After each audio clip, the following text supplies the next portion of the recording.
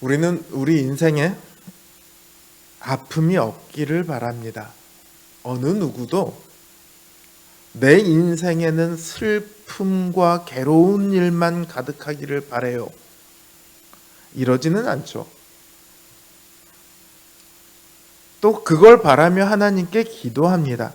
평안하기를, 행복하기를 위해 우리는 기도하죠. 근데 우리 인생에 그럼 슬픈 일들이 사라집니까? 괴로운 일들이 사라집니까? 그러지 않거든요. 늘 그런 일들이 언제든지 우리에게 있습니다. 하나님께서 우리 기도를 안 들으셔서 그런가요? 아니면 듣기는 듣는데 들어주시기가, 그 기도를 응답해 주시기가 싫으신 거예요? 싫으신 걸까요? 그것도 아니면 들어주실 능력이 안 되는 걸까요? 간혹 하나님을 변호한답시고 이렇게 얘기하는 분들이 있어요. 너희가 죄 지은 게 많아서, 죄 지은 게 있어서 하나님께서 안 들어주시는 거야. 이렇게 얘기하면 모든 아픔의 책임이 누구에게 있어요? 하나님께 있는 게 아니라 우리에게 있는 거죠.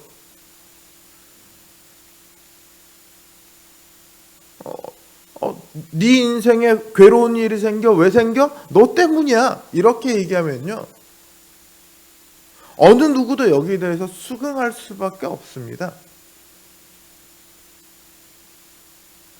그러나 성경을, 특히나 신약 성경을 읽다 보면 그렇지 않다는 것을 우리는 알 수 있습니다. 우리가 늘 죄를 지으며 살아가고 하나님의 뜻에 순종하지 못하는 것은 사실이지만 그런 우리의 허물이요, 결코 예수 그리스도의 십자가의 능력보다 클 수는 없어요. 우리의 허물이 아무리 크다고 해도 예수 그리스도의 십자가의 능력이 우리를 감싸고 있는 한 그런 허물은 아무런 역할도 할 수 없어요.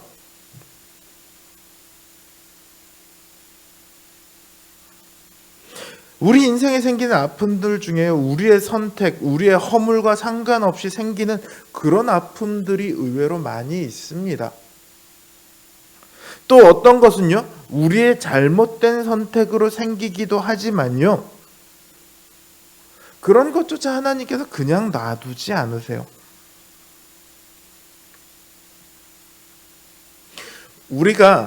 우리에게 아픔이 왔을 때 정말로 우리에게 필요한 건 뭐냐? 왜 이 아픔이 나에게 왔을까? 이게 아니에요. 하나님께서는 왜 이 아픔이 나에게 오도록 가만 놔두셨지? 이게 아니에요.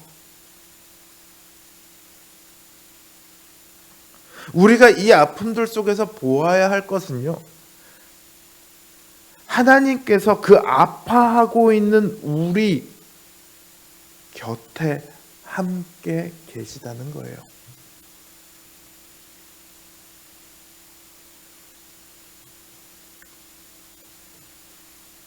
오늘 본문은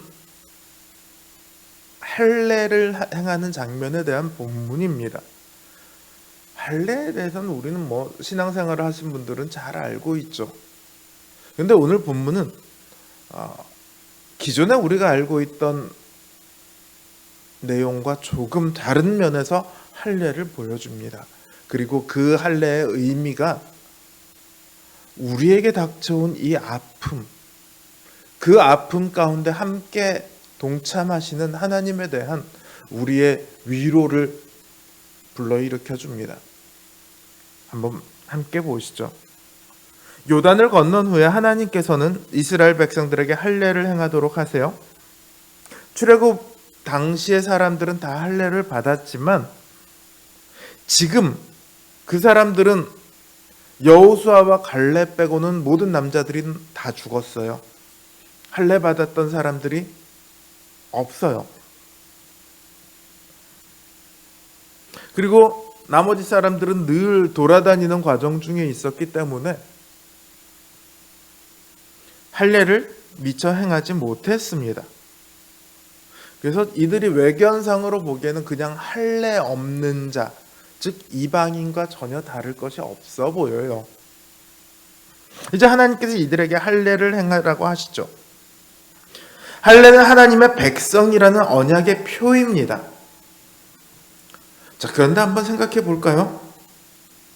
할례를 받기 전에도요, 이들은 하나님의 말씀을 들었습니다. 하나님의 언약궤가 이들을 인도했고 이들은 그 언약궤를 따라다녔습니다. 하나님께서 주시는 만나를 먹었고요. 하나님께서 멈춰 세우신 요단을 건넜습니다. 이들은 하나님의 백성이었을까요? 아니었을까요? 하나님의 백성이었죠. 어느 누구도 이들이 하나님 백성이 아니다 이렇게 말할 수가 없었습니다. 그럼에도 하나님께서는 이들에게 표를 받도록 하십니다. 왜 표를 받도록 하셨을까?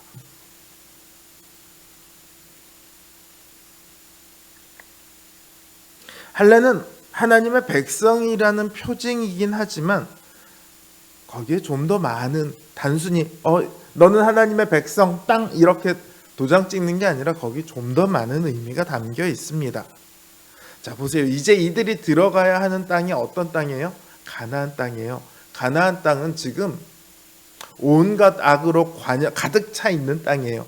그 악의 출발점은 어디입니까? 인간의 탐욕이고요. 인간의 탐욕은 뭐를 만들어내냐면 거짓 종교를, 거짓 신을 만들어냅니다.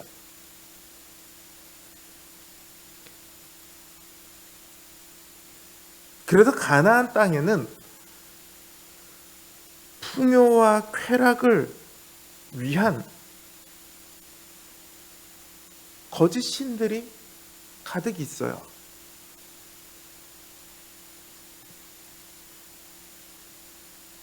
그 땅은 풍요와 쾌락을 위한 가장 원초적인 인간의 욕구로 가득 차 있거든요.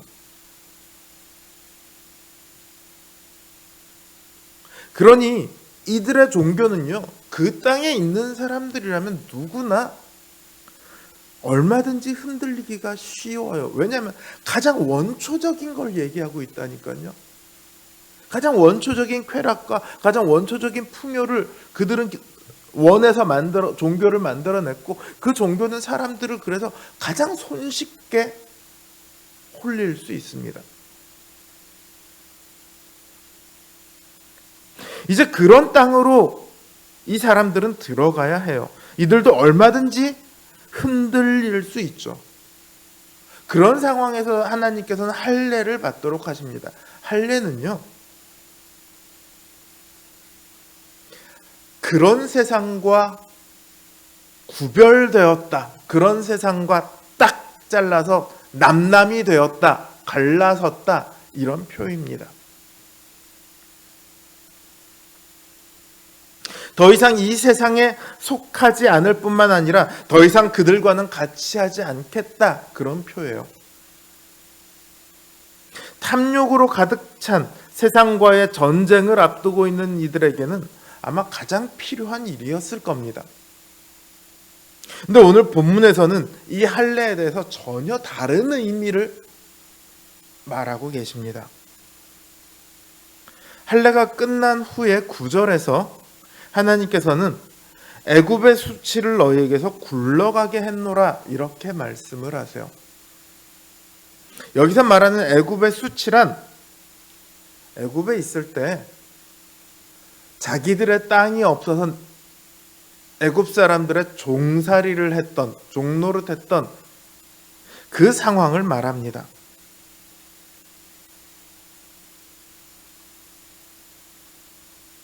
하나님께서는 그 과거의 수치를 지금 다 씻어주셨노라, 이렇게 말씀하세요. 그들의 과거의 고통을 하나님께서 모르고 계셨던 게 아닙니다. 다 알고 계셨습니다.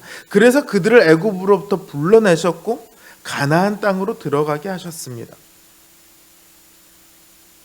지금 그 하나님의 그 모든 의지가, 모든 활동들이 다 이 할례에 담겨 있습니다. 하나님께서는 그 시간들을 외면하고 계셨던 것이 아니에요.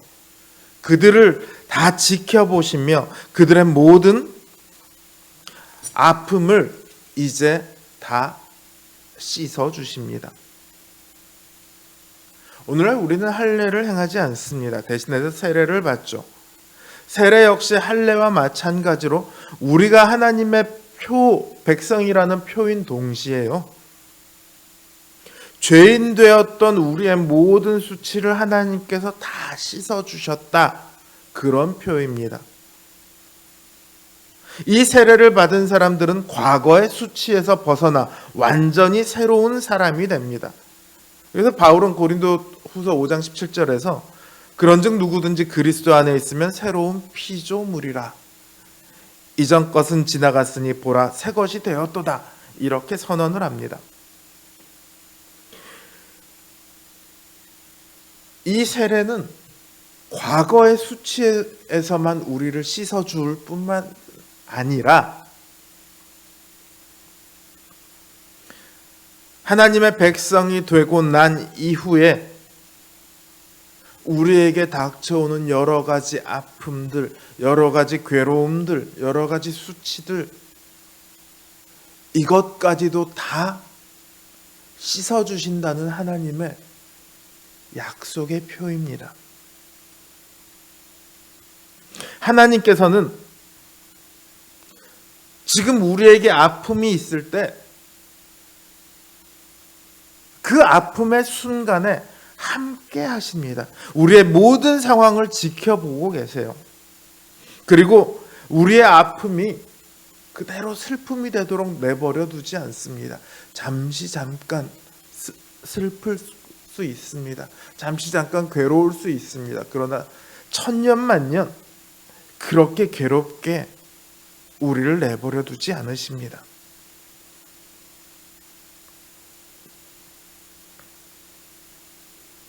오히려 그 아픔이 우리의 성장의 동력이 되게 하시고요, 오히려 그 슬픔이 우리의 감사의 이유가 되게 하십니다. 여러분 기억하십시오. 하나님께서는 우리의 아픔까지도 다 알고 계십니다. 우리의 괴로운 아주 작은 신음소리조차도 귀 기울여 들으십니다. 그 하나님께서 우리 성도님들의 인생의 모든 수치를 씻으시며 복되고 즐거운 날들로 채워 주실 것입니다. 우리의 모든 아픔까지도 사랑해 주신 그 주님을, 하나님을 우리가 더욱 붙들고 신뢰하시길 기원합니다.